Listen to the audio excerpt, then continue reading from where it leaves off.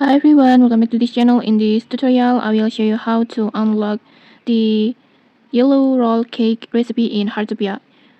First, make sure you already have the original roll cake recipe and then you must have the yellow sugar. You can get these both items from the NPC Doris who appears during the rainy or rainbow weather. And if you don't know how to find her yet, just check the link in the descriptions for the full guide. And then once you have everything ready, just go to your stove and then just tap on your stove like this. And then after that, just choose the roll cake recipe like this. And then after that, just change the sugar ingredients to yellow sugars like this. And then after that, just simply tap start cooking. And then wait for the moment.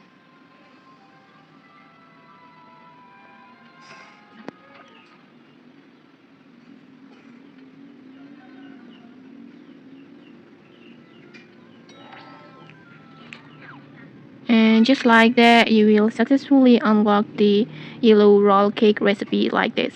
And okay, that's it. If you found this helpful, don't forget to like, comment, and subscribe for more tutorials. Thanks for watching and see you.